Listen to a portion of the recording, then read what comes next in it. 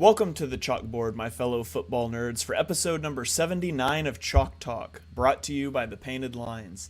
I'm your host, Shane Half, and you can follow me on Twitter at halfandhalf_TPL. I'm joined today by the best co-host in the game. You've heard him on the Tough Cover radio show. It's Mark Henry Jr. You can give him a follow on Twitter at MarkHenryJr_. Mark, how are you doing this evening? I'm doing well. I'll have a lot more Eagles focus going forward with the Phillies being out of the playoffs. Like Joel Embiid said last night, the season starts now. But that's not necessarily true, obviously, with the Eagles being 8-0 here. So it doesn't ring as true as it does with the Sixers. But I am definitely 100% of my focus is now on the Eagles. I'm like Shane Half all of a sudden, where the other sports just don't seem to matter as much right now. Yeah, so we're just wrapped week 9 of the NFL regular season, and Mark is finally on my level when it comes to singularity of focus on all things NFL. It is funny because I'm a huge basketball guy, as you know, even way bigger than baseball and just as big as football. I'm a huge basketball guy. But it's funny. There's something this year. It's probably the Eagles being 8-0. It's probably a lot of fans being more involved in the fantasy football community, doing a lot of that type of stuff. I am finding it hard to get into basketball the same way that I did in the past early on in the season. I'm sure that'll come, but it is crazy. My focus is 100% on college football and football right now, which, by the way, fantastic college football season going on as well. I know this isn't a college football podcast, but Alabama not at the top. There's new faces at the top. Just great football going on in college, even though there's only 3 good NFL teams. What's funny is as singular as my focus is on football, it is of the big 3 sports, football, baseball, and basketball, it is the only sport I never played and I never coached. So I played both basketball and baseball, and I coached both basketball and baseball. Couldn't care less. It's all about football when it comes to professional sports for me, though. No, yeah, Shane's always been that way, and it's been ever since Kevin Durant broke his heart in Oklahoma City. He threw basketball in the trash that day, July 4th, I believe it was. It was. He ruined Independence Day for us all. It was a sad day. It was a sad day. Also, though, in a way, it did sort of launch my sports media career. I wrote an article about Durant leaving and how it proved that he wasn't who we thought he was, and it kind of got picked up locally. And that was the first thing that I ever wrote about sports that kind of got out there at all. And I was like, hey, maybe I could kind of write and talk about this. And here we are. So I guess maybe in a certain way, I do owe it all to the scumbag that is Kevin Durant. Well, speaking of scumbags named Kevin, but one of my first, I think it was the first thing I got published in my school newspaper back in high school, was about how Kevin Cobb was the guy to lead us into the future. So, some takes don't live on as well in hindsight. But that popped in my head when you mentioned the Kevin Durant article. Yeah, there are some takes that I'm glad I was not on Twitter when I had them back in the day, but it's not so easy to search high school newspapers as it is to pull up the good old search function on Twitter. Exactly. All right, well, let's dive in. We're going to start as we always do, but this time it's in chronological order. With the Eagles' victory over the Texans on Thursday Night Football, the Eagles win 29-17. It was a sloppy first half. The Eagles lost a fumble. They missed a field goal. It was tied 14-14 at halftime, and I tweeted out at halftime that the Eagles are putting on a masterclass in how to lose to a bad team. You go on the road in a short week, you're missing tackles, you're turning the ball over, you can't stop the run, all of those things. Fortunately, they cleaned it up in the second half, and they outscored the Texans 15-3. I did appreciate the Eagles going for 2 in the second half, so I believe for the first time this season they could score more points in the second half than the first. So shout out to Nick Sirianni for his game awareness there. But they pull this one out. They put it away. One of my biggest takeaways from this game was just that the Eagles' run defense it's going to be a problem without Jordan Davis. We thought it would be.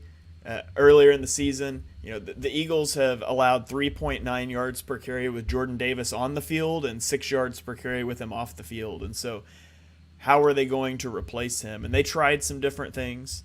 They came out early in the game and they tried to run blitz, and it just didn't work. The linebackers weren't keeping gap integrity. We weren't making tackles. Then they tried to put Marvin Wilson as the nose tackle, and that was horrendous. They tried Marlon Tuipulotu as the nose tackle. That didn't work. All in all, Dameon Pierce ends up with 27 carries for 139 yards. The one thing they did that actually helped a little bit in the second half, I thought, was putting Javon Hargrave as the nose tackle. And so I think that's probably going to be their solution moving forward until they get Jordan Davis back. And Javon Hargrave did come from Pittsburgh, where he played in a 3-4, so he's got a little bit of experience there.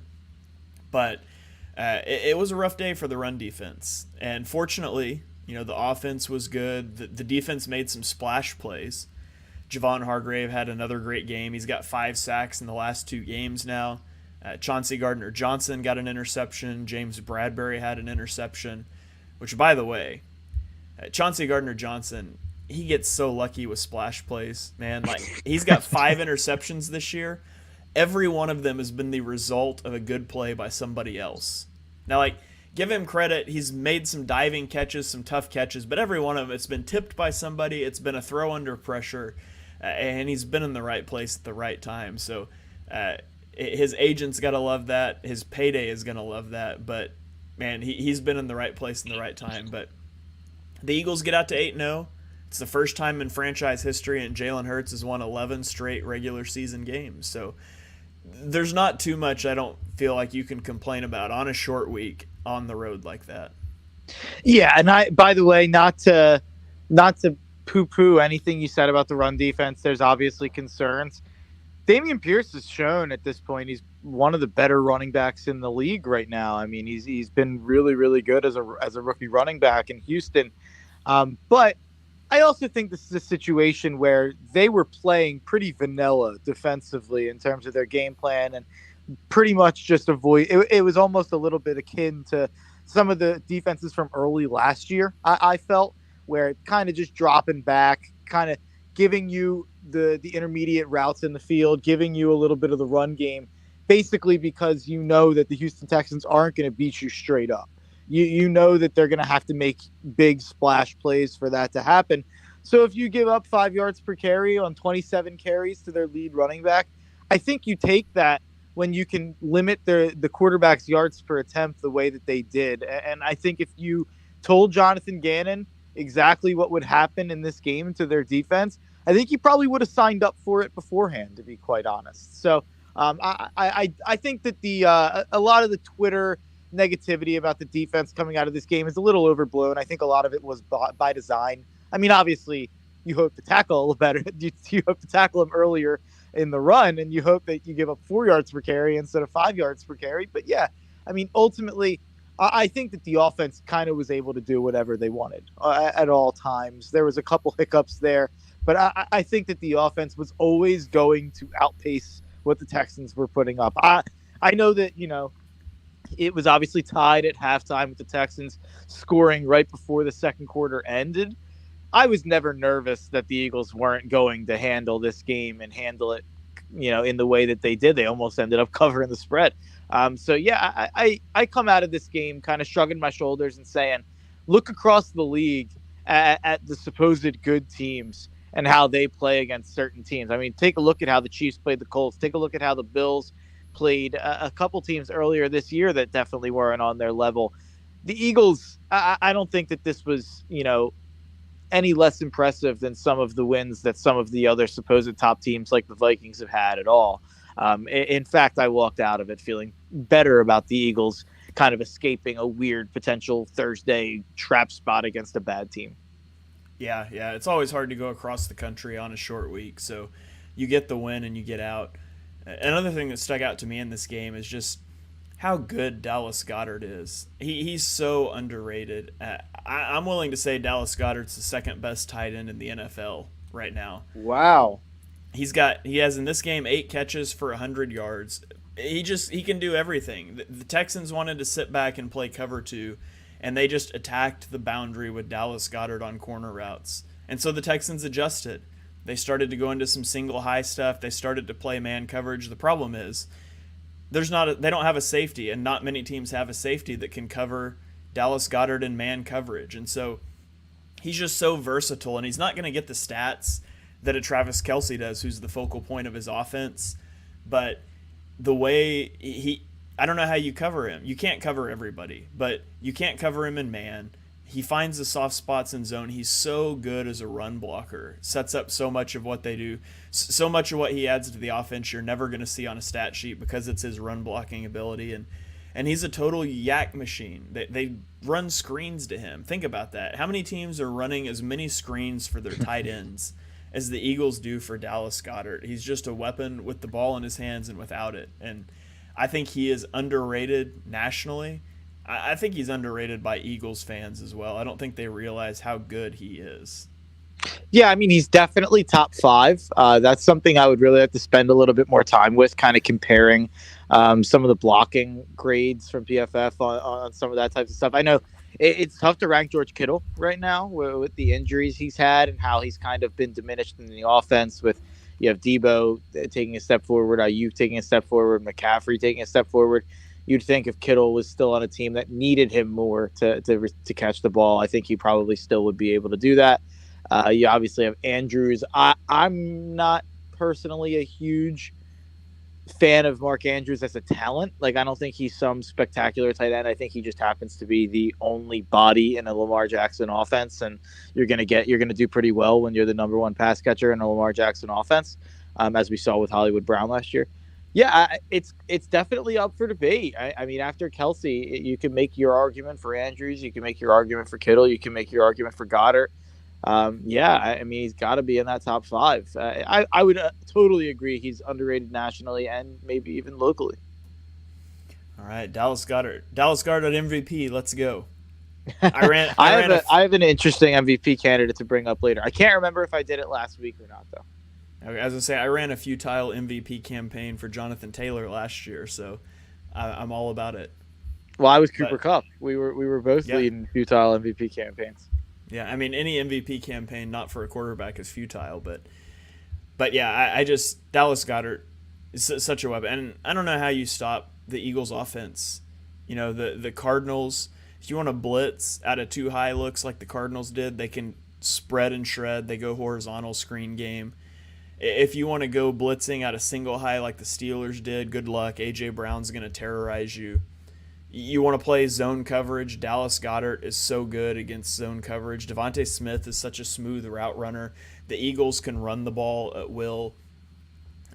Their offense, at what their offense is best at, if you compare like what the Bills are best at and what the Chiefs are best at and what the Eagles are best at, like the Bills and the Chiefs are higher up in what they're best at than the Eagles. But the Eagles can do so many more things. There's so much more multiple in what they can do, how they can attack you offensively, and I think that becomes advantageous if you can stop what the Chiefs do well, which isn't easy, but we just saw the Titans do it. You can really limit them because they don't have a running game that they can go to. They don't have other elements, and the Eagles just have so many elements. It's like, are you going to stop the run game? Okay, there's just so many things that they can do, and I'm really excited to see this team, you know, face off with some better defenses down the stretch here, to see how they try to scheme against the Eagles. Yeah, and I mean, we're going to get into the Chiefs and Bills games. This was definitely a weekend where you walk out of it saying, man, are the Chiefs and the Bills really on a different level than us or something like that? Like, I already said last week that I think the Eagles should be the Super Bowl favorites, and that was more so than anything based out of a lack of contenders in the NFC and the fact that the Chiefs and Bills both exist. But Bills obviously lose a game that they shouldn't, and the Chiefs win a game that they probably shouldn't have, if you break it down. So, and not that the Titans are a bad team or even that the Jets are a bad team, but this was definitely a weekend that went to show, you know, the Chiefs and the Bills are not immaculate and undefeatable. In the way that I've kind of heard them spoken about on Twitter a little bit. It's like neither of those teams even made the Super Bowl last year. So it's not like we're talking about the defending champion or something like that. So yeah, I am feeling just as good about the Eagles as I have at any point of this season in terms of competing with that top tier. Yeah, well, you mentioned the Bills, and we can go ahead and get into that. Our episode title is the AFC East is chaos, and it just is. The Bills traveled to New York, not technically New York. They traveled to New Jersey to play the New York Jets because that makes sense, and they lose 17-20. Josh Allen had a bad day in this game. He threw a horrific interception on the first drive. I don't know what he saw. He threw it right to the guy. He throws another interception late in the game to Sauce Gardner. He only threw for 52 yards in the second half. And Sauce Gardner, as much as we raved about him during the draft process, as much as we've raved about him during the season on this show, it's not enough. Like, has an interception. He has a pass defense to seal the game. The Jets' defense is amazing. And their run game is amazing. Without Breece Hall, they rushed for 174 yards against the Bills. So we talk about the Eagles' run defense. The Bills' run defense wasn't so hot either. And now the Jets are only a half a game back behind the Bills in the division. And now all of a sudden Josh Allen has an elbow injury that sounds really scary. I saw speculation from the Pro Sports Doctor account on Twitter that he'll probably miss like 2 or 3 games before their bye. And so all of a sudden the Bills look vulnerable. They might not even win their division. It could be a toss-up between them, the Jets, and the Dolphins. So we've had, not quite 2 decades, but a decade and a half of the Patriots dominating that division. And now as the Patriots go away, all of a sudden the other 3 teams all look really good. I was just speaking on mute for a second, but yeah, am I allowed to curse, Shane? What's our philosophy here? We're PG-13. All right. Oh, this is a PG-13 word. Yeah, Josh Allen said it in the post game. It's hard to play. It's hard to win when your quarterback plays like shit. I mean, Josh Allen played terrible in this game. I watched it, and I bet the Bills -11 in this game. I bet the under, so it ended up I broke even on the game. But man, I couldn't believe some of the decisions Josh Allen was making, and in a game where he was unbelievable with his feet in this game. Some of the plays he made with his feet, some of the first downs he had, some of the escaping of a tough pocket where there's no way he should have escaped it. He even ran over a dude. For everything he did positively in the running game, which, by the way, you take a look at what the other running backs were able to do, it was absolutely nothing. It's 13 carries for like 48 yards. He had 9 carries for 86 yards and 2 touchdowns, averaging 9.5 yards per carry there. But he was worse, than I've ever seen him, dating back to maybe at least since his rookie year, in terms of his efficiency throwing the ball. And neither of those interceptions were excusable at all. I mean, those are rookie year Josh Allen mistakes. And like I said, it does seem like he has kind of this game every year. Last year, they had that weird game against Jacksonville where I think it was like a 9-6 game. I forget if they ended up winning or losing. But yeah, it seems like he has this game every year, but maybe he's hurt. Maybe, like you said, there is that injury. Maybe that was what played into some of those throws being off, some of those decisions being terrible. I will just say the Pro Football Doctor's a quack. That guy's been wrong so many times. I can't believe that he's still so big on Twitter. But I think that it'll be interesting to see what happens with Josh Allen's injury, obviously, because when he's on, I mean, he's one of the 3 or 4 most fun players to watch in the NFL. And even in this game, he was not on. He played terrible in terms of his passing. He was still crazy to watch, some of the plays he was able to make with his feet. The crazy thing is, like, the play where he got hurt, his arm got hit while he was throwing. Like, 2 plays later, he launched a ball 70 air yards. So just unbelievable arm talent, but definitely one of the worst games he's played in, I don't know, the last 2 years. Yeah, definitely. But yeah, props to the Jets defense. Maybe I'm not giving the Jets defense enough credit. Maybe I'm assigning it too much to just Josh Allen's up and downs and Josh Allen's injury. Like you said, Sauce Gardner is one of the best cornerbacks as we sit right now. He's obviously the number one guy I'd take at the position going forward to start a team with, like no question about it, without even a hesitation. But he's in that conversation for All Pro. He absolutely has to be. And it seems like Robert Saleh, who I was incredibly critical of last year. I didn't like a lot of the decisions he made last year, even in some of the close games that they had. And I thought he was a little bit of a look at me guy on the sidelines with some of his antics, especially dating back to San Fran when he was trying to get hired. He's done a great job with that defense. I mean, that defense is everything that those San Fran defenses were when Robert Saleh was running those defenses. So credit to Saleh, credit to Sauce, credit to the Jets defense. But I will just say that this probably says more about the Bills maybe not being as elite as we thought they were, more than it does having to say that the Jets are on that level of playoff contender at this point. Yeah. Well, let's talk about the other team in the division, and that's the Miami Dolphins, who traveled to Chicago, and this was a fun game. Miami wins 35-32. So we'll talk about the Dolphins first, but we got some Bears things to talk about too.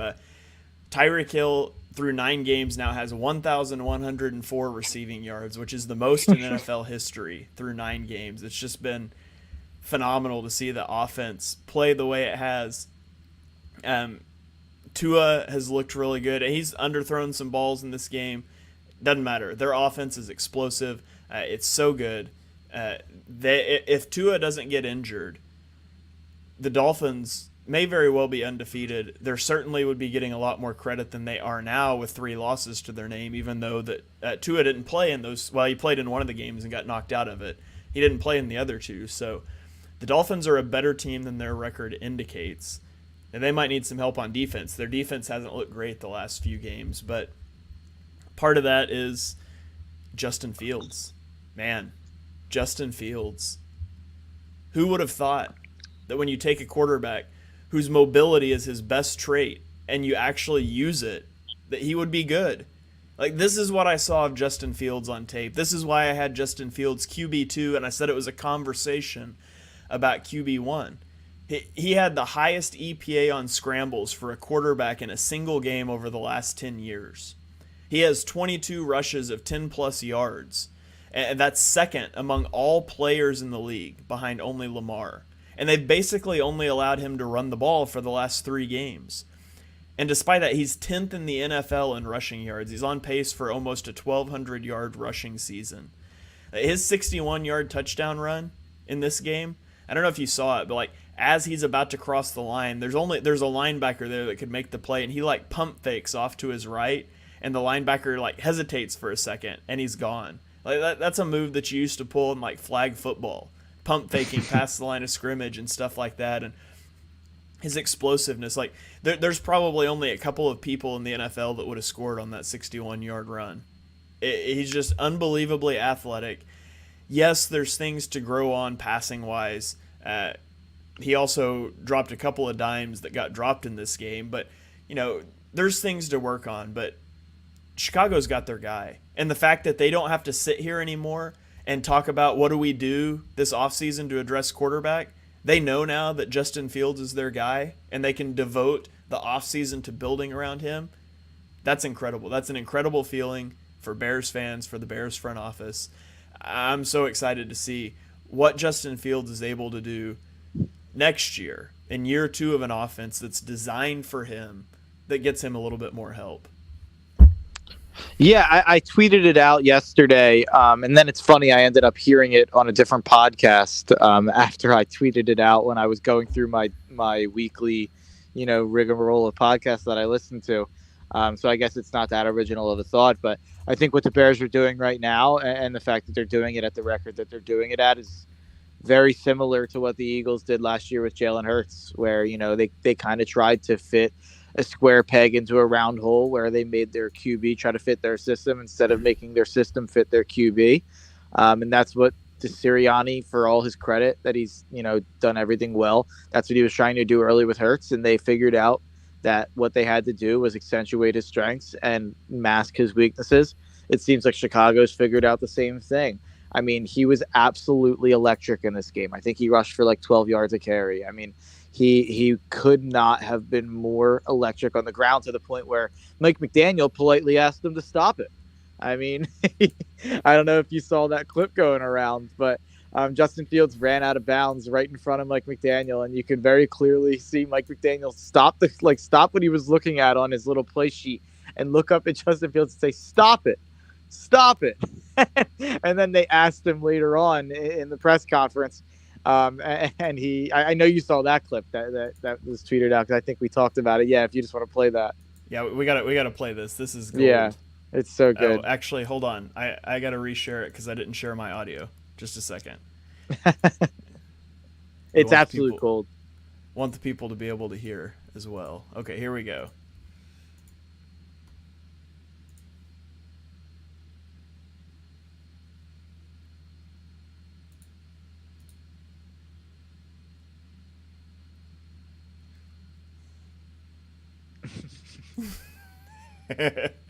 I love that.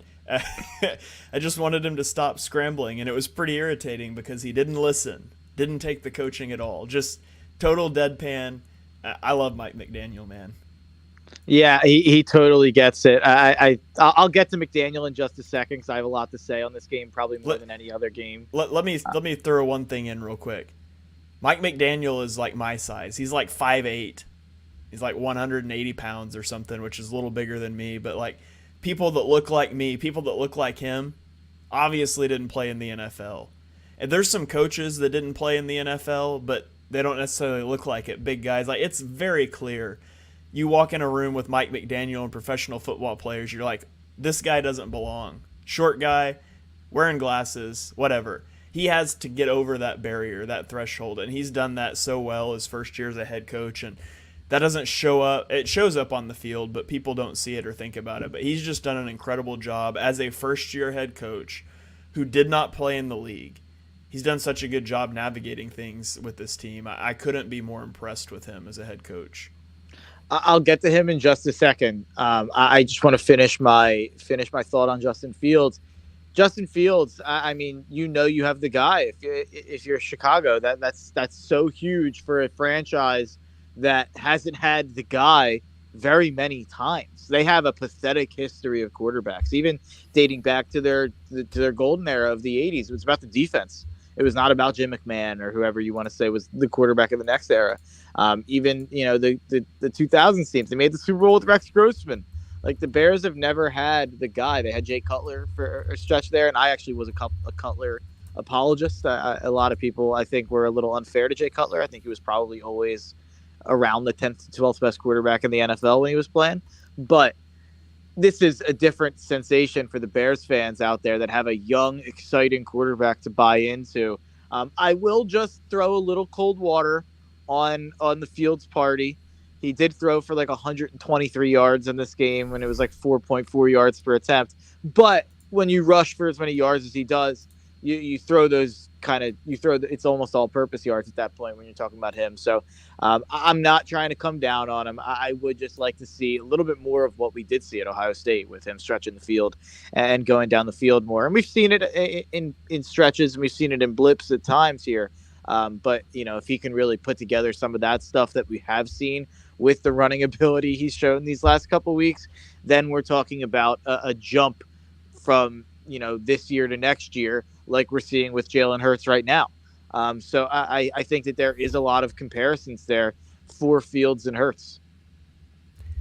Yeah, and I think it gets easier to attack downfield too once you've got better weapons around. Mm-hmm. Of course, they made the move for Chase Claypool, who didn't play a lot in the game. They're still bringing him along. He dropped one really good pass in a bucket to, I think it was Darnell Mooney that he dropped. So yeah, there's still room for growth as a passer. Like you said, the key thing is just knowing you have the guy and that you can concentrate on building around him now. And it's funny. There's another thing that you said that made me think of this, and I wanted to say it and forgot it. He hasn't improved the running game or outside of him in the way that mobile quarterbacks usually do. I think that that's an interesting thing to look into. Their efficiency of Montgomery and Herbert's been terrible. I mean, even in this game, you take a look at what they were able to do, and it was not impressive. If you combine them, I'm doing a little quick math here, but you had 21 carries for 59 yards. I mean, it's less than 3 yards per carry there for their two top backs there.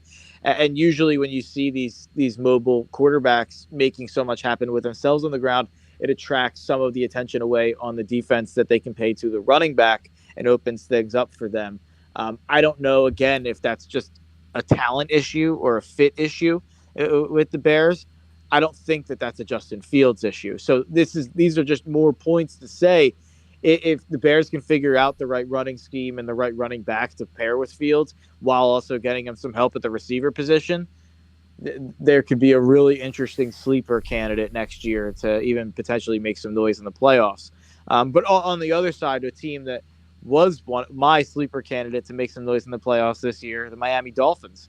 I mean, Tua Tagovailoa. You just said it like you said when you went through the game, you're like Justin Fields, and you did a little pause. So I'll copy you since you got to take your victory lap on Fields. I'll take my little victory lap on Tua. I mean, Tua was unbelievable in this game. This was one of those games where you step back and you're like, man, Tua is in the conversation with Burrow and Herbert at this point, at least for how they've played this year. I think Tua is a top 10 quarterback right now. And I know that a lot of that has to do with how good of a coach Mike McDaniel is, how good Tyreek Hill is, how good Jalen Waddle is. But he made all the throws in this game. I mean, there was not a throw he couldn't make in this game for all of the underthrow comments. And there's a couple where maybe he doesn't lead Tyreek Hill as far as he possibly could. I will just say Tyreek Hill's like the fastest human on the planet. And there were times where Patrick Mahomes, I felt, underthrew Tyreek Hill a lot, where he had to come back and make the play. I mean, Mahomes, obviously, there isn't as questions with the arm strength that there was with Tua. And I'm not even comparing the two. As you know, I think Mahomes is the greatest quarterback I've ever seen play. But I think that the noise about the Tua underthrows that I have seen and the noise about anything related to his arm strength, if you watch the games he's throwing 25-yard outs. Like, this guy's hitting dimes on the sideline to Jalen Waddle and Tyreek Hill and to other guys, and he's making really tight window throws in the red zone. And this is the guy that I always thought I saw from Alabama. When he first came up, a lot of, especially the first year with Fitzpatrick, I always felt that Tua was afraid to make mistakes because he was afraid to get benched. And he was afraid for the tides to turn against him. And I think that makes total sense when you look at the situation he was dealing with, where Brian Flores didn't care about him. Chan Gailey was Ryan Fitzpatrick's best friend and wanted and designed the offense around him. So Tua and they were benching him all the time. So I think that it makes sense that he was nervous to make those mistakes. Now you're seeing him take more chances. You're seeing him make throws that I don't even think he would have looked at a year or two ago. So the growth with Tua this year, I know that, again, the situation's so nice. Every quarterback in the league would like to be in the situation that Tua is. But, man, independent of that, I've been incredibly impressed with his arm strength, and what I thought would be a negative, I think has been a positive. And what you do know about Tua and what's generally accepted about Tua is his pocket presence is something else. He's able to, get rid of the ball when he needs to. He's just an incredibly smart pocket quarterback, and he can move the pocket and he can make the throws on the run that he needs to. I've just been, not to infatuate myself over Tua here too much, but I've been incredibly impressed with the guy. And even from a guy who, over the last 2 years, I thought his play was average league-wide around the quarterback position, and I thought he got way too much flack for what was average quarterback play. I didn't even know if he had this level of play in him, to be quite honest. So it's even impressed, one of the most ardent Tua supporters out there in me. But, it works hand in hand with Mike McDaniels, who, me, I love, there's certain coaches I hate and I ride against them consistently. And there's certain coaches that I love. And I stand for those guys. Every time Shane's had negative words to say about Kyle Shanahan, I've been right there to defend my guy, Kyle. Mike McDaniel going forward is on that list. Like, if anyone says anything about Mike McDaniel, I'm coming after them. So most of the time, my second favorite team is just revolving around whatever draft take I have. And, I'm a huge Mahomes guy, so I always pull for the Chiefs a little bit. I can confidently say that I'm almost like watching the Dolphins like a second favorite team at this point. Like, I am really rooting for them to figure it out, which is why I say, man, that defense has some problems. Sorry for the long-winded rant on the Dolphins there. I said before we came on, I've got a lot to say on the Dolphins. Yeah, I would rather watch Mike McDaniel's press conferences than watch the Dolphins play. I just think he's so much fun to listen to talk about the game. You, as a tape nerd, you've got to check out some of the all 22 for some of the designs he's making up to get Tyreek the ball and to get Waddle the ball. You've got to check it out. This is another PG-13 comment here. It's football porn. I mean, it's unbelievable some of the designs that this guy is coming up with and some of the plays that this guy's coming up with. I almost think he's, on a Kyle Shanahan level of offensive genius. Yeah, and he actually knows how to work with his players too, so that makes it even better. You're not wrong with that comment. That is something that I think Mike McDaniel, this is crazy to say again, I think Kyle Shanahan's a better coach. If you ask me right now who I would want to start my NFL franchise with as a head coach, Mike McDaniel's probably coming up before Kyle Shanahan for that reason. I think he's really relatable to players, and I think he's just as smart in terms of his, play calling. That's an interesting conversation. Maybe we come ready for that next week with top 5 coaches you'd hire out of the whole pool if you were an owner. That would be interesting. We'll put it on the list. All right, let's move out of the AFC East and out of the chaos that lives there. And let's talk about the Chargers. The Chargers get a win over the Falcons 20-17 in a gross game. The big storyline from this game is Cameron Dicker the kicker. He's played in 2 games this year, and he's kicked a game-winning field goal in both. Once for the Eagles against the Cardinals, now for the Chargers against the Falcons. Somebody needs to put this guy at Kansas City. Your kicker stinks. He hasn't come off of his injury well. Go get Cameron Dicker, make him your kicker, and you won't be disappointed. Now, he almost didn't get the chance.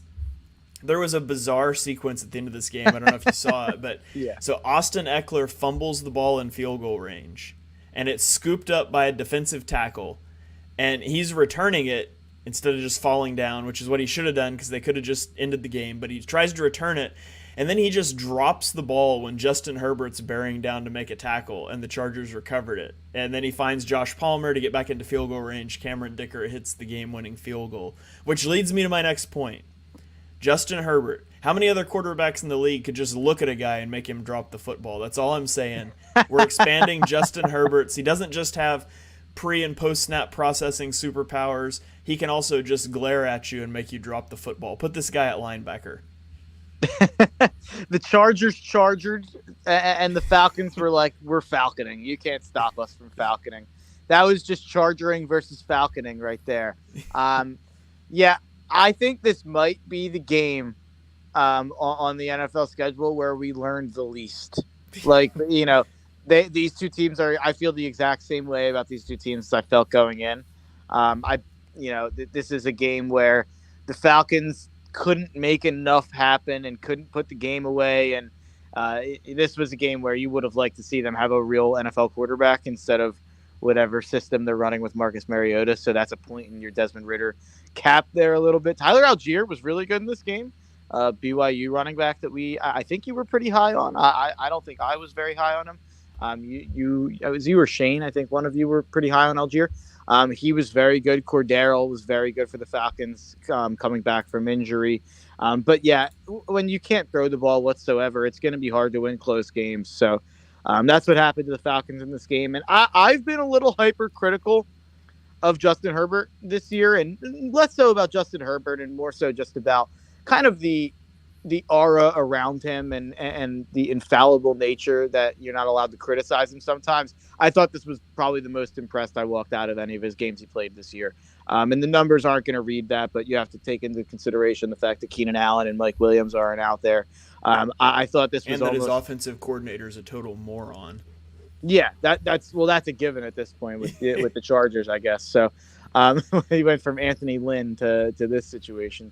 But Yeah, it's definitely not fair to Justin Herbert to judge him on a game where he doesn't have Mike Williams and Keenan Allen, but I'm going to judge him more positively on this game than I did on any of the other games because I thought it was more impressive because he was having to throw guys open. He was having to throw in spots to guys where you don't have the confidence that they're going to make the play. He basically has to put it on them. And there was a lot of that in this game. So, the yards per attempt, not that high. Um, but for the fact that this guy was able to complete 30 passes and kind of run a perfect 4-minute drill at the end of the game, regardless of the fumble, which, I mean, he had to do it again. Like he had to get 20 extra yards, basically, or however many extra yards he had to get after the fumble. But yeah, I mean, this was a game where you walk away saying, yeah, I mean, Justin Herbert is an absolute stud, and when you have him, you're going to have a chance. And Austin Eckler, the stats don't come up in this game. He had only 47 yards. Austin Eckler had a play in this game where he almost avoided, like, matrix to the ground and avoided getting tackled, and he like rolled around and ran for 50 yards after for a touchdown. Then they called it back in a review because his arm went on the ground. But if his arm didn't go on the ground, it would have been like the most impressive football play I've ever seen balance wise. It was unbelievable. My last comment on this game, because I don't have much to say, Brandon Staley getting a lot of grief getting a lot of grief, and I don't think he's a great coach. I don't think he's a good coach even. I will just say the Chargers are 5-3, and they're a hospital squad. Like if you look, I saw his name's Ken Jack from Barstool. He's a big Chargers fan. He tweeted out like an Excel, spreadsheet of the Chargers, and red was like injured guys, and I think yellow was or red was like legitimately out for a couple games, guys, and yellow was like banged up and on the injury report, guys. The entire spreadsheet was all red and yellow, and he was upset that they moved the Sunday Night Football game to be Chiefs Chargers in a couple weeks because he's like, the Chiefs are going to kill us. We're a hospital squad. So um, the Chargers being 5-3 right now with all of the injuries they have, I know Brandon Staley's not the most popular guy, but I almost think that that's pretty impressive. Yeah. But Yeah. again, you could choose to give all that credit to Herbert, and I'm fine with that. Yeah. That's impressive that Herbert was able to, be 5-3 with this roster around him and the injury that he does have. So maybe that's all Herbert. I'm willing to say that that's fair. Um, I just I found it shocking, at the end of the game to look at the records and it's like, wow, they're 5-3. If they choose to bring Brandon Staley back next year, I'm fine with it, but they've got to make a different move at offensive coordinator. That's my biggest thing. They've got to get some speed on the offense, and they've got to make a move at offensive coordinator. That's totally fair. Okay, let's go on to the Carolina Panthers traveling to Cincinnati. They get beat 42-21 in a game that wasn't even that close. Joe Mixon has 211 yards in this game and 5 touchdowns, both of which were career highs.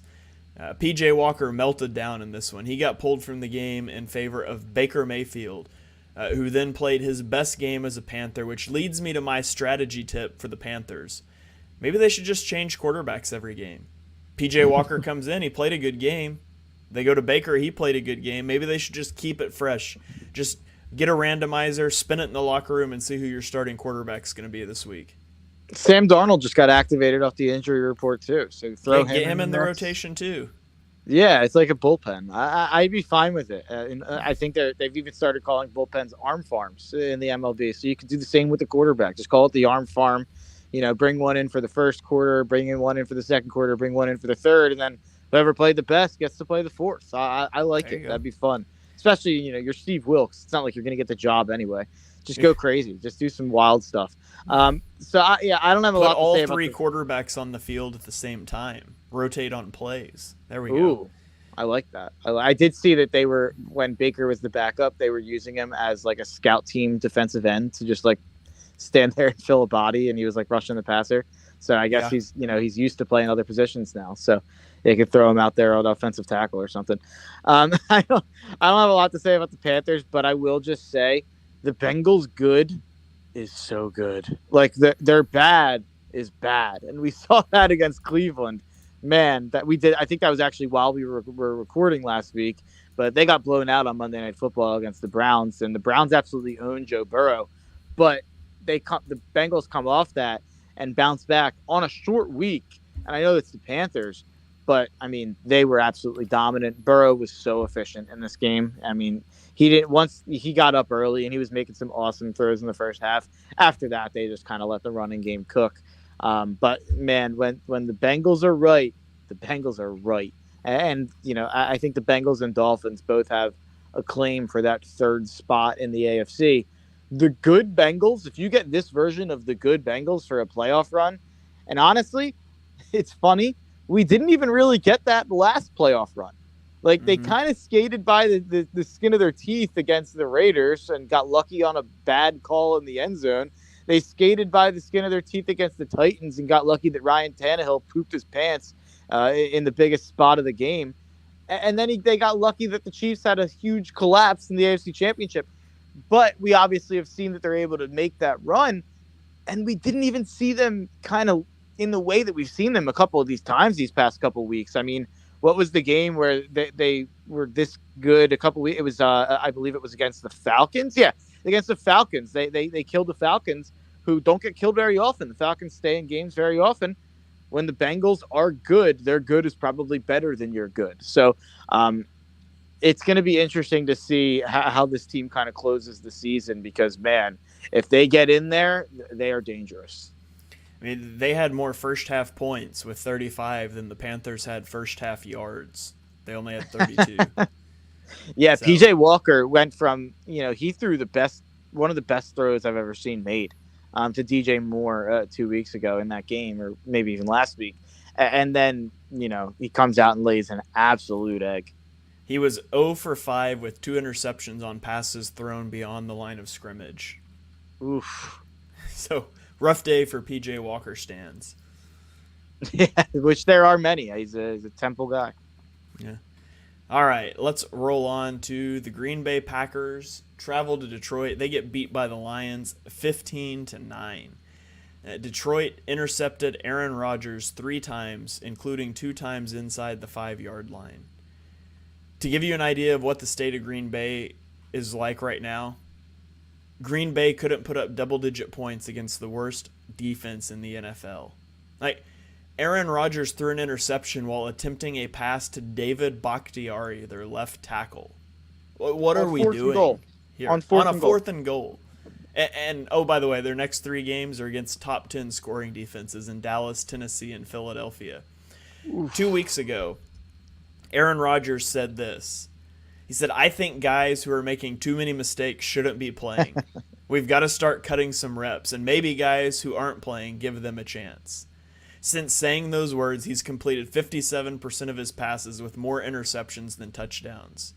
Maybe it's time that the Packers follow his advice and they give Jordan Love a chance. Rodgers was so bad in this game. He was so bad in this game. The interceptions were all his fault. All 3 of them. You can watch those. You can't tell me that it was anything but his fault. One goes off a helmet. One is a stupid play call to David Bakhtiari on 4th and goal, and he just floated it right to Aiden Hutchinson, who, by the way, Aiden Hutchinson said he had never made an interception in Pee-wee, in high school football, or in college. It's what Aiden Hutchinson said. So congratulations to Aaron Rodgers for making Aiden Hutchinson's little kid dreams come true of finally intercepting a ball. Aaron Rodgers made that happen for you, Aiden. So, and then the worst one, honestly, was the one that wasn't in the red zone, but he threw it. It would have been a touchdown. I don't know what receiver it was because, honestly, to give Aaron Rodgers a little credit, no one knows who the receivers are on Green Bay. But there was a receiver who broke open on a deep slant, and he was sprinting towards the end zone, and Aaron Rodgers just underthrew him to the guy that got beat. And it was a direct shot right to where that guy was running, picked it off right on the goal line. And it wasn't a red zone pick, but it was the worst of the day. And it was also it was his 3rd pick of the day. And if he just puts that ball on the money, they go up at that time and they win this game. So, he really did not have to do a lot to win them this game. I mean, this was the formula for the Packers this year. I mean, if you're going to say we're going to let Devontae walk, we're going to pay Rodgers all this money, and the weapons don't matter, The formula is you give up 15 points, and all you need is Rodgers to be Aaron Rodgers enough to make a couple plays, and you can't rely on that anymore. He's not the guy that you think he is anymore. So, the defense for the Packers is really good. We're going to talk about another defense in the NFC of a team that was supposed to be a contender that's really good, maybe even a defending Super Bowl champion, for a little tease there. A defense that's very good that just doesn't have a quarterback or an offense to support it. And funny enough, with Aaron Rodgers, of all people, the defending two-time MVP, that's what the Packers are right now. Yeah, he's been so bad this year, and the Packers are stuck. And to be honest, they've got to hope they just have to hope he retires after this year. It comes down to that, right? They have to just hope he retires. The best thing for the franchise is if he just retires and they can start this rebuild, because they can't get out of his contract. It's just ridiculous. It's like $110 million of dead cap if they were to move on from him after this season. I think that the best case scenario for the Packers is Aaron Rodgers makes up a fake injury and you play Jordan Love. You hope Jordan Love's good. And then at this point, before Aaron Rodgers has to play the three top defenses, you could probably, if Aaron Rodgers sat out the rest of the year, there would probably be a couple teams that could talk themselves into the first half of the year of tape of Aaron Rodgers and maybe trade Green Bay something. Maybe Rodgers would even restructure the contract a little bit to get traded after this year being such a disaster. But I think at this point, if you're Green Bay, you have to hope that you can trade him after the year. I don't necessarily know how the contract works that way and if that's even feasible, or if it's possible that you could rework it to make it feasible. But I can't figure out a way that Green Bay is going to put enough talent around this version of Rodgers to compete in the next 3 years. Yeah, there's just no way. It's a total dumpster fire. Yeah, I totally agree. So from one dumpster fire to another, let's talk about the Las Vegas Raiders, who fall to the Jacksonville Jaguars 27-20. The Raiders jumped out to a 17-0 lead, and then the Jaguars roared back, scoring on 4 consecutive drives amidst a 24-3 run. Travis Etienne has 109 yards on 28 carries with 2 touchdowns. He's been great this season. The Derek Carr to Devontae Adams connection was working great. He had 9 catches for 146 yards and 2 touchdowns in the first half. In the second half, he had 0 catches on 6 targets, and the Raiders only picked up 4 first downs. The Raiders have now blown a 17-point lead 3 times this season. In the previous 62 years of the franchise, since it was founded, they've only done that 5 times. So they are approaching halfway through this season, halfway through 1 year of Josh McDaniels. They're already at 60% of the 17-plus point win, or 15. Sorry, they're at 60% of the 17-plus point blown leads as the previous 62 years put together. What a colossal dumpster fire in Las Vegas. Yeah. I mean, Josh McDaniels probably has to be a one and done at this point. It seems like we're trending that way. Mark Davis, the Raiders owner, has been delaying Josh McDaniels' media press conferences, his post-game press conferences, because they have a meeting before the press conference. And it's a way for Mark Davis to get across to his media that he's upset with the coach, because it's the only time that they're waiting. Like they delay it. So he's basically like, "Hey, media, the coach is on the hot seat. We're not happy." It's just very funny how the Raiders handle business. So it seems like you could probably count down the days until he's fired at this point. And yeah, I mean, some of the stats there with the Raiders and their 17-point blown leads are wild. They just need one more to break the record for a single season. And I'm sure they'll do it. I'm sure they'll blow another 17-plus point lead. But I'm actually going to talk about the other side here. I'm going to look at Jacksonville, who should definitely have another win or two if you look at some of the close games they've lost.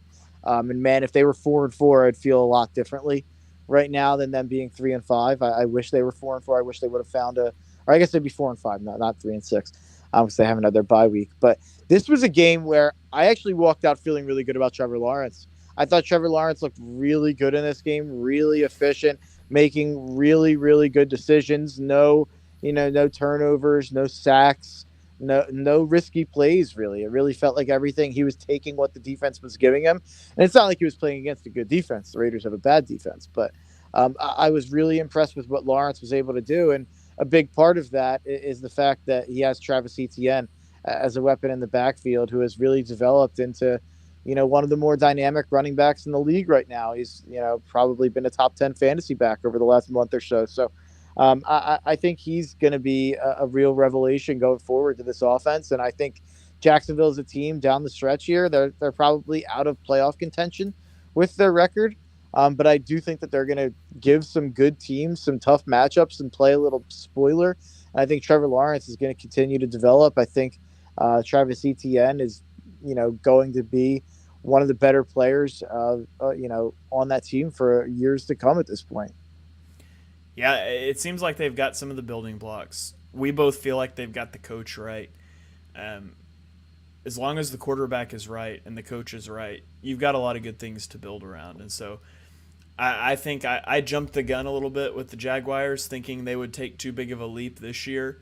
They're probably still a year or two away, but I do think it's going to be a team. It's a team on the right path, and I think they're going to be a lot of fun a year or two down the road. Totally agree. All right, moving on. The Indianapolis Colts. They traveled to New England and they got beat 26-3. And I've got a lot to say, but not much of it is about the game. But I'm just going to sit back and let Shane cook here because I echo all the sentiments. I don't have much to say on this game. I'm just going to let Shane cook. This is Shane time. All right, well, I'll mention the game first. The Colts are 0 of 14 on third downs. Sam Ehlinger was sacked 9 times. He threw a pick 6. The Patriots' offense was awful too. Nick Folk has made 9 field goals in the last 2 weeks, if that gives you any idea where the Patriots are at. Mac Jones looks bad. I'm sure Matt Patricia calling plays isn't helping, but who could have predicted that? They didn't have a drive longer than 42 yards in this game. But let's not talk about the game. Let's talk about what happened afterwards, because that's what's just truly unbelievable. Mark, have you ever seen the movie Molly's Game? I have not. Okay. So Molly's Game, it's a great movie, by the way. You should check it out. But it's about a lady that starts these underground poker games. And she's hosting these poker games, and there's this guy he's like a sharp card player, doesn't have a big purse, but he comes and he plays, and he's really good. And he loses a hand that he never should have lost, and he goes on full tilt, and it kind of spirals out and causes irreparable damage in the movie. Jim Irsay is on full tilt. All right, this started last year, week 18, when Jaguars fans showed up in clown masks and chanted "Fire Trent Baalke." And then somehow the Jaguars won the game, and it kept the Colts out of the playoffs, and Jim Irsay went on tilt. We know that because 3 months later he was still talking about it, and he called the Jags the worst team in the NFL as if he wanted the media to validate his statement there. He traded Carson Wentz 1 year after using a first-round pick to get him. And you can fault maybe Frank Reich for some of that. It's not Frank Reich's job to find you a quarterback. That's the general manager's job, but the general manager has no interest in finding a quarterback. He even said 2 years ago, quote, "The second a young quarterback doesn't play well, I'm going to be the first one you run out of the building." Out of a desire of self-preservation, he has palmed off for years the quarterback selection to Frank Reich.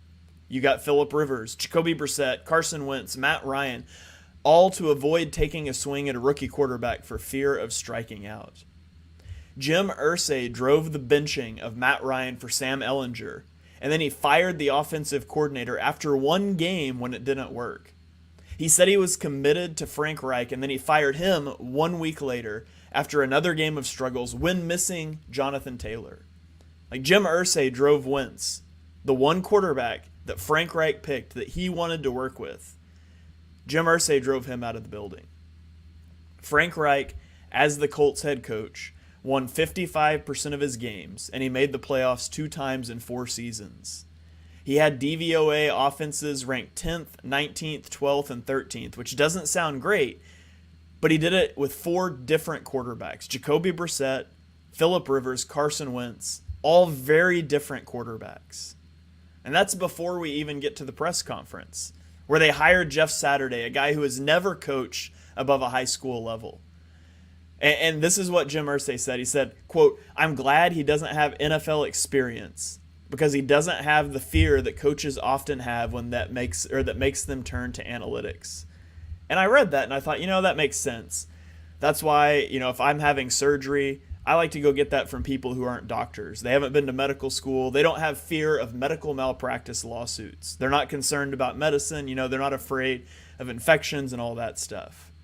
Then he went on to compare hiring Saturday, who again has 0 years of college and NFL coaching experience, to hiring Bruce Arians as an interim coach, who, by the way, had 35 plus years of coaching experience at the time. It's just ridiculous. It's a dumpster fire. It is absurd that Frank Reich is the fall guy in all of this, when this is clearly a Chris Ballard issue and a Jim Irsay issue. And then he goes and he hires Jeff Saturday. This makes me think of, I started with a pop culture reference. Let's end with one here. I guess when I rant, I think about TV shows and movies, but it makes me think of Ted Lasso, right? When Rebecca fires the AFC Richmond coach and she hires Ted Lasso, who's never coached soccer before, never even been to England, to try to drive the club into the ground to spite her ex-husband. That's what it feels like is going on in Indianapolis right now. And he says right now that Chris Ballard is safe. He said the same thing a week ago about Frank Reich, so we'll see. But I guess I said I'll end on this. Indianapolis and Philadelphia, they were basically in the same place in 2018. Their presumed franchise quarterbacks were done. Andrew Luck retired suddenly. Carson Wentz decided he was going to suck at football now. Except the Eagles' position was harder because Wentz was still playing, and it took them 2 more seasons to realize Wentz was done. And they traded him to the Colts, and they built a roster because they weren't afraid to get aggressive. Meanwhile, Chris Ballard has driven the Colts into the gutter of the NFL.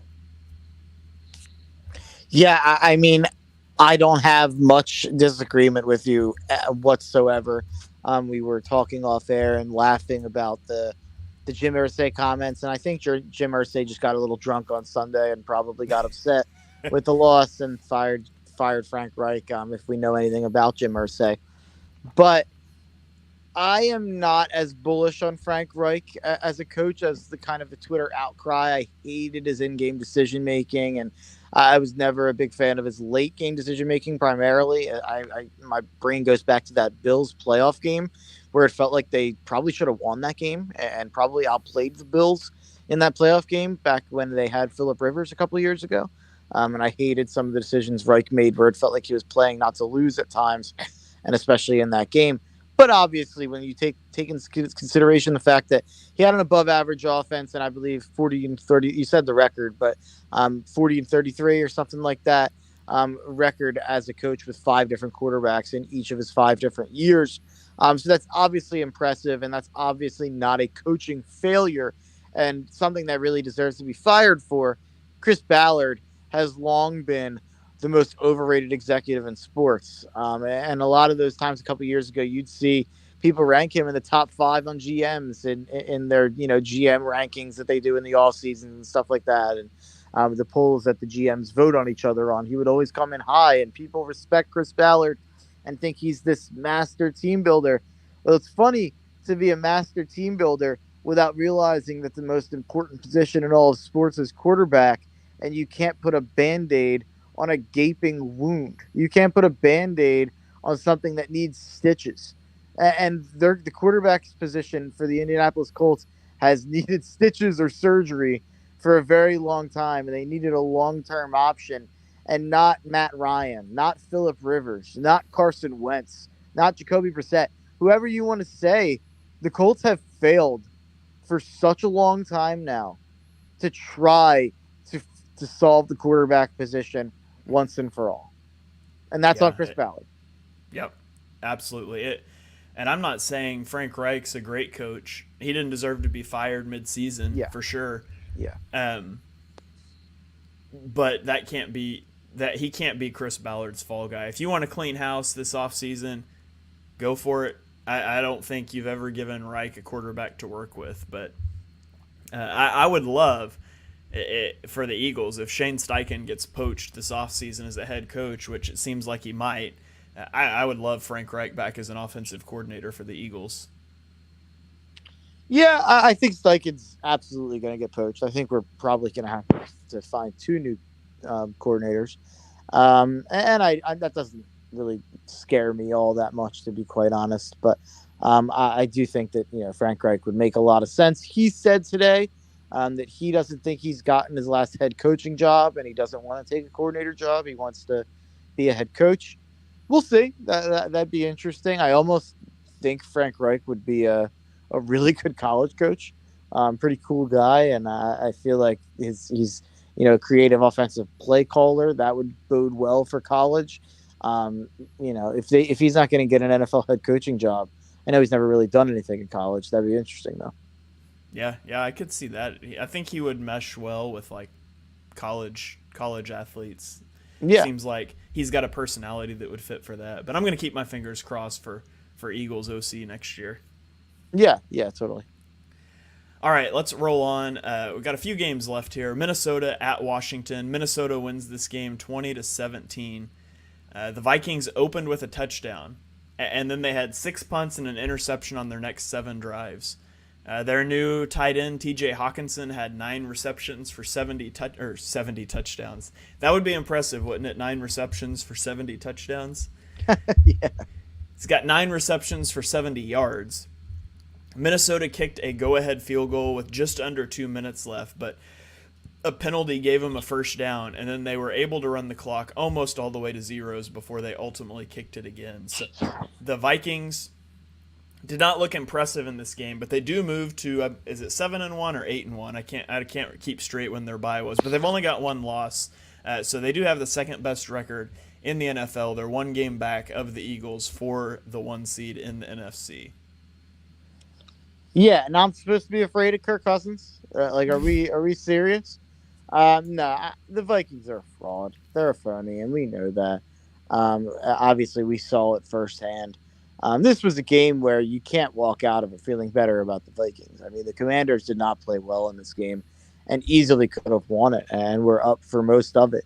I thought Ron Rivera made some really questionable decisions in this game.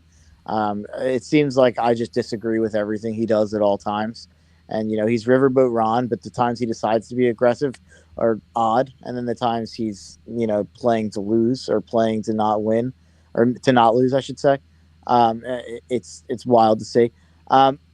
This was I should have corrected myself with what I said on Chargers Falcons. This game we might have learned even less. I mean, these two teams, we knew that this was going to end up being a 3-point game, and we knew Minnesota would probably find a way to escape. So instead of talking about the game, I'll just ask, did you see the video of Kirk Cousins with all the bling with his shirt off on the plane? I did, yeah. And then did you see the Adam Schefter recreation of that video? I did, yeah. Pretty funny stuff. And, I'm not a Kirk Cousins guy, but that was definitely funny stuff. And it's funny to see a team kind of rally around Kirk Cousins of all people and mesh with Kirk Cousins. So maybe they do have something more than what I'm giving them credit brewing in Minnesota. Yeah, it's always just going to be a little hard to trust Kirk Cousins in big games like that, but they're a good roster. They're a talented team. Obviously they've only lost 1 game, and it was to the Eagles, who are undefeated. So I would expect them to be in the playoffs and maybe making a little bit of a run in the playoffs, but it's hard to trust them, as a team that's going to win 1-2 games in the playoffs and have a chance to really get to like an NFC title game. Yeah, it's really hard to believe that Minnesota will end up being our scariest threat to making the Super Bowl. Yeah. All right, let's roll on to the Seattle Seahawks at the Arizona Cardinals. The Seahawks win 31-21. Geno Smith threw a pick 6 in this game to go down 14-10. After that, he reeled off a 13-play, 75-yard drive to take the lead. He ended up going 10 of 12 for 123 yards and one touchdown after that interception. For the Cardinals, they scored on their opening drive, and then they had 6 punts and a fumble on their next 7 drives. So Seattle has now won 4 games in a row by double digits, and they did it while their offense has produced a negative EPA in each of the last 2 games. So at the beginning of the year, we were impressed by the offense, and we were worried about that defense. The defense has actually played really well the last couple of weeks. Yeah, I mean, Pete Carroll's got to be loving life, man. Mm-hmm. He, especially with what we know about Russ now, like, not that we didn't always know he was a bit of a weird guy and really corny and, tough to deal with. But, man, dealing with him the way that Pete Carroll had to, and it must have just been a nightmare. And for a long time, I think we all gave Pete Carroll kind of grief for, everyone bought into the let Russ cook and all that stuff, and, let Russ do whatever he wants and all that. Man, Pete Carroll, after seeing what's going on with Russ in Denver and taking a scrappy team with not a lot of talent and a lot of young guys and a Geno Smith type journeyman backup quarterback, like this must feel even better than the Super Bowl to Pete Carroll to be able to be as successful as they've been this year. I mean, it's been the most surprising probably result in the NFL this season.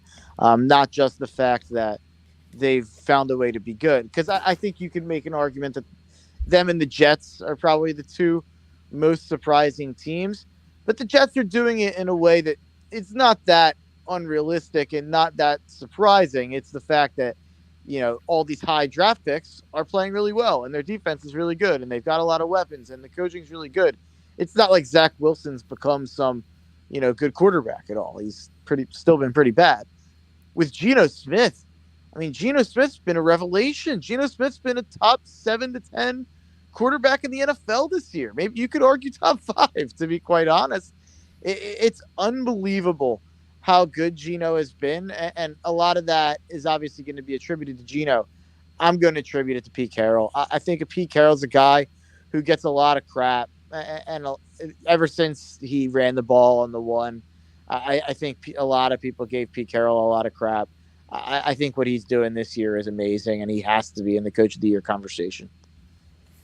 Yeah, it's been incredible seeing what Geno Smith has done this year. A guy who, he's 31.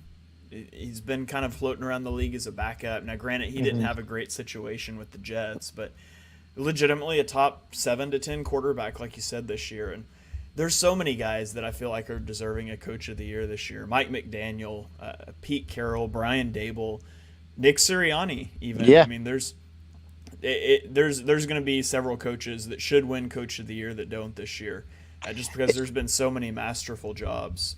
It's funny. I have a bet on Kevin O'Connell to win Coach of the Year. They're 7-1. He doesn't have a chance.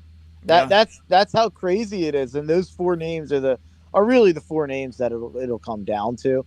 But if you would have told me when I made that bet that the Vikings will be 7-1 with a massive lead in their division, I'd be like, sign me up at 25-1 or whatever I have it at. But you could basically burn that ticket, because that will go to one of Pete Carroll, Brian Dable, Nick Sirianni, or the name that you said that I'm forgetting. Mike McDaniel. How could you forget Mike McDaniel? I know. That's crazy. He won't get it, by the way. Yeah, he won't. But you never know. We'll see. I guess, who else? Robert Saleh probably deserves to be in the conversation, too.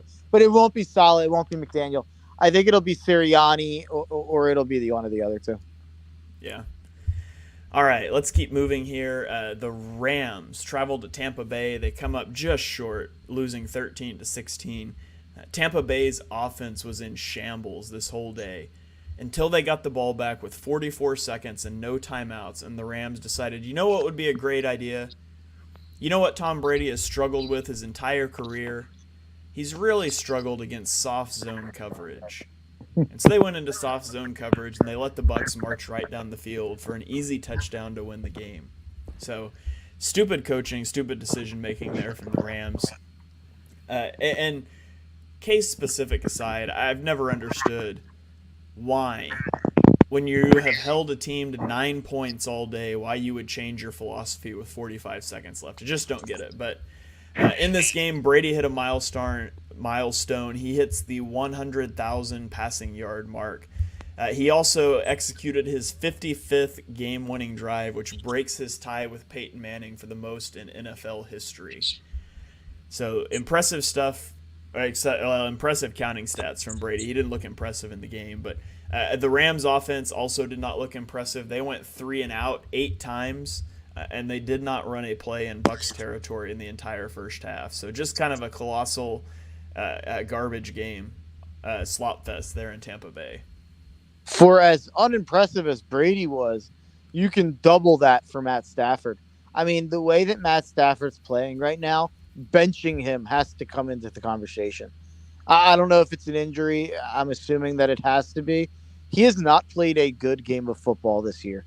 He is unownable in fantasy football, which I know you don't care about, but I'm just bringing it up because Matthew Stafford has been a fantasy football top 10 quarterback or top 15 quarterback at the least for a decade, maybe more than a decade at this point. And he's got very good weapons. He obviously has Cooper Kupp. This is a guy who finished, I think, 7th or 8th last year among fantasy quarterbacks. And, he's droppable. I mean, he's not even rosterable. This guy, he looks like a shell of himself. He has no pocket presence. He took 4 sacks in this game. It felt like it could have been more. And it felt like there were a couple throws where they were almost throwaways or throws into the ground to avoid sacks. So, for as bad as Brady was, Stafford was much, much, much worse. And to that point, Jalen Ramsey, I'm not sure if you saw this, Jalen Ramsey made some comments after the game, really kind of calling out the offense and calling out Matt Stafford and being like, the Bucs should have never gotten the ball back. We stopped them with 57 seconds left. And funny enough, I actually walked away from the game to do something else in the house. It was the last game on, and 57 seconds left or whatever it was, that the Bucs get stopped on the goal line and they're not able to score. I just assumed the game was over. I didn't know how many timeouts there were. I went to do something else and get ready for the night games. And then I come back and the Bucs are driving to score again. And I couldn't believe my eyes. I mean, Jalen Ramsey's absolutely right. You probably shouldn't say it publicly, but Jalen Ramsey's absolutely right to call them out the way that he did. Yeah, although I'd argue it's not the best time to call out your offense when you just had to get a stop for 44 seconds with no timeouts and you let them march down the field. But they didn't give up a touchdown until that game, though. Yeah. And they didn't give up a touchdown until that play, or until that drive. They went 59 minutes without allowing a touchdown in that game, and then you get that stop. There is probably a little release, in terms of when you're a player, you get that stop with under a minute to go. You think that's the game, and then your offense can't do anything to get a first down, and there must be some sort of fatigue that sets in there where you're like, man, we have to stop their last ditch effort again here. It's pretty crazy. Yeah. I'm gonna have to go look up the comments. I didn't actually see those, but I mean, I could understand the frustration. You also probably shouldn't say it, like you said. Yeah. Just two teams that we thought would be good this year, and they just aren't. The Rams and the Bucs. The Rams definitely aren't going to win their division. I don't know if the Bucs are going to win theirs either. They will. Even though they stink. The Atlanta did not impress me on Sunday against a really hurt Chargers team. So I think at this point the Bucs have to be a pretty heavy favorite since they're tied for the lead. Yeah, that's probably fair. So let's move on to the Sunday night game. It was Tennessee at Kansas City. This one went into overtime before Kansas City emerged victorious 20-17. The play of this game was a 3rd and 17 with just over 7 minutes left. The Chiefs were down 17-9, and Mahomes converted it with just a ridiculous 20-yard scramble. 7 plays later, he ran 14 yards for a touchdown, and then he converted the 2-point conversion with his legs as well. So the Chiefs running backs in this game had 19 yards on 13 carries. Patrick Mahomes had 63 yards on 80 carries while also throwing for 446 yards. So he did it with his legs. He did it with his arms. He became the first player with 400 yards passing and a passing touchdown and 60 yards rushing and a rushing touchdown. So you're a big Patrick Mahomes guy. Patrick Mahomes was incredible in this game.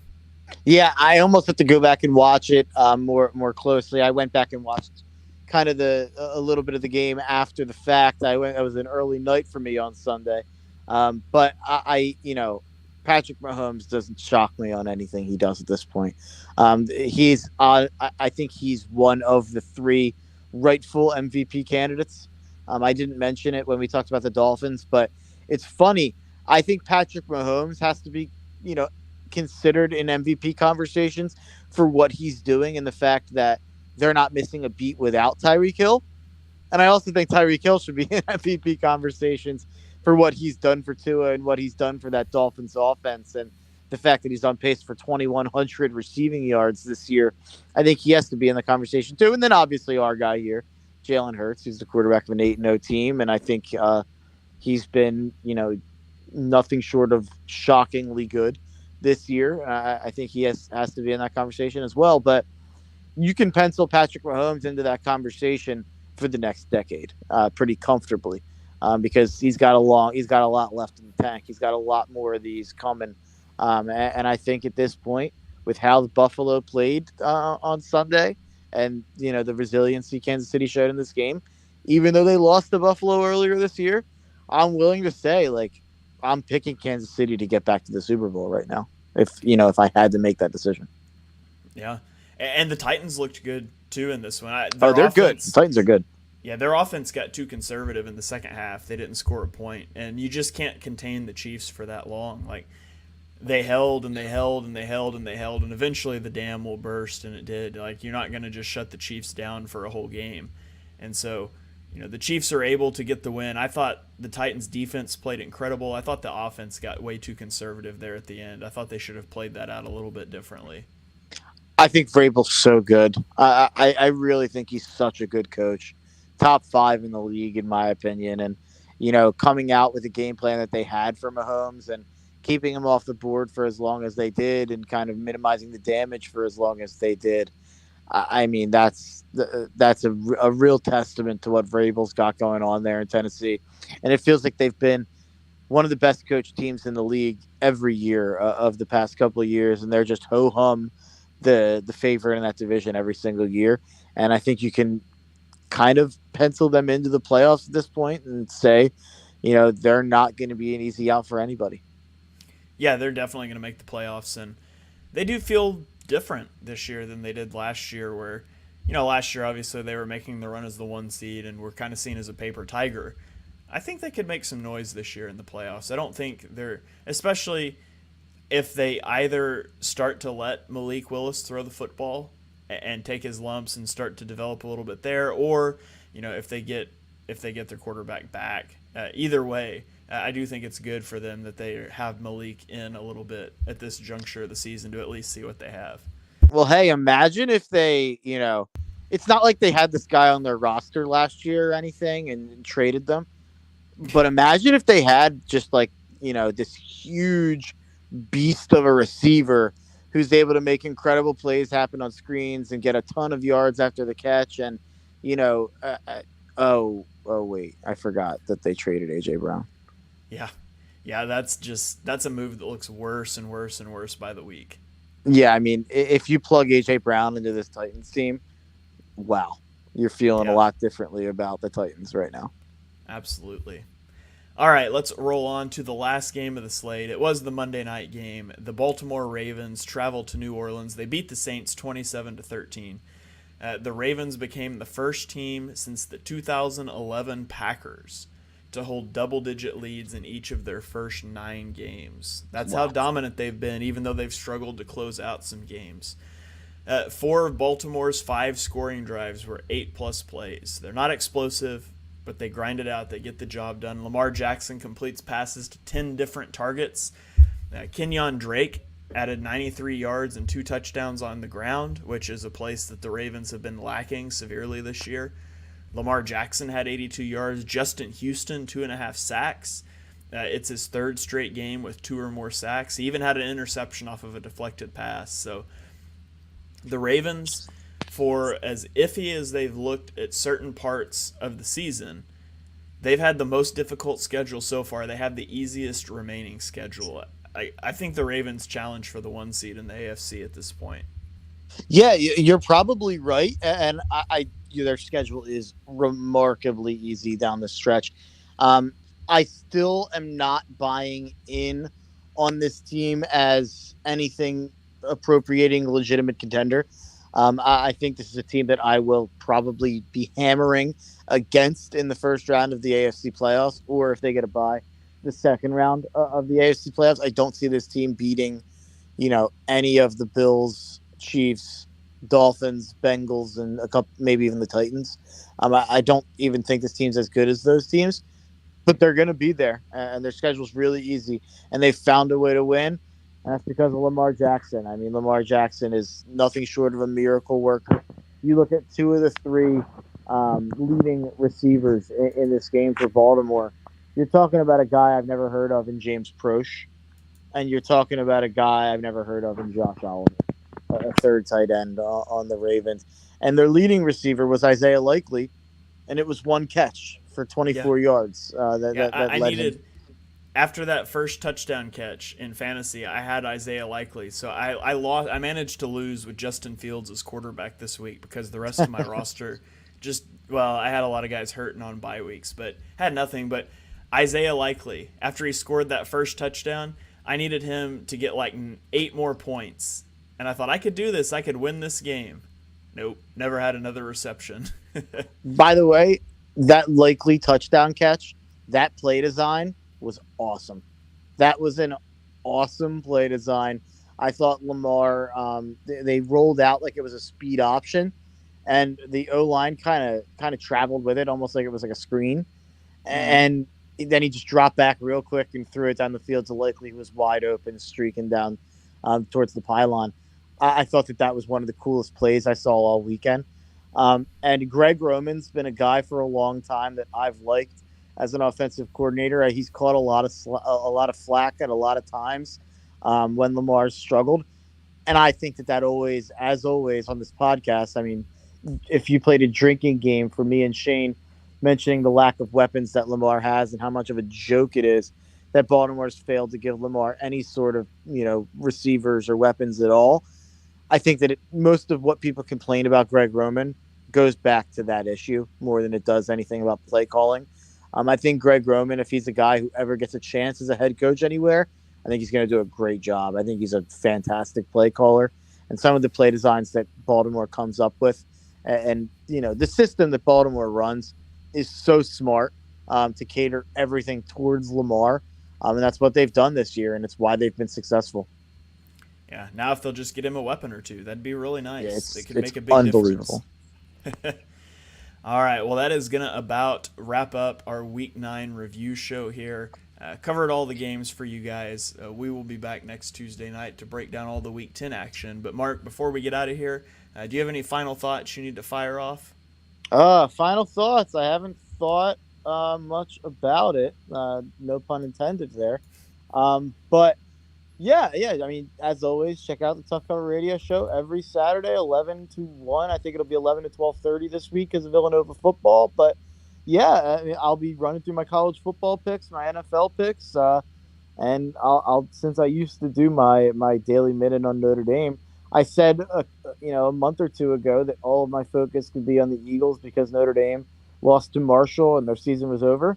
Well, at least last week they got to play spoiler and, beat top 4 Clemson and absolutely routed them at home at Notre Dame. So always fun to play spoiler. And Marcus Freeman at least had, a little bit of a moment that, you can buy into going forward the next year. So for my Notre Dame people out there, I'm feeling pretty good.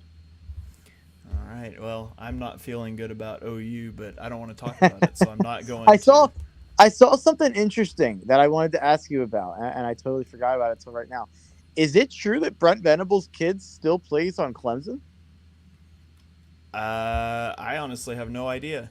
I think I saw the Venables running around on Clemson against Notre Dame, and I was like, that feels shocking that you wouldn't transfer to your dad's college that he's going to coach. Yeah, I don't. Man, that'd be a really weird situation, wouldn't it? If you're like, yeah, Tyler Venables is a junior safety for Clemson. Yeah, I think he has to be related. Yeah, you would assume so. That'd be a weird situation, right? Imagine being a college athlete and you go to the school your dad's the defensive coordinator for, and then he gets a head coaching job when you're an upperclassman. Like, do you enter the portal? Do you stay? That I don't know. That would be a weird situation to navigate as a 19-year-old. That feels like a TV show or a movie. Like, and then it ends up like Oklahoma plays Clemson, the national championship. I don't think we're anything close to that. No offense, but None taken. That would be that's almost like a movie. Like that's crazy. We should let's go ahead and let's file the intellectual property stuff for that, and let's go ahead, Yeah, let's get on that. Let's produce that. yeah. I'm in. Count me in. All right, there you go. Nobody steal that before we have time to go file our paperwork. But uh, Well, we have it right here on tape as intellectual property. So our lawyers will be coming after you if you do. perfect, perfect. So we'll end the show with a threat here tonight for all of you out there, all you listeners.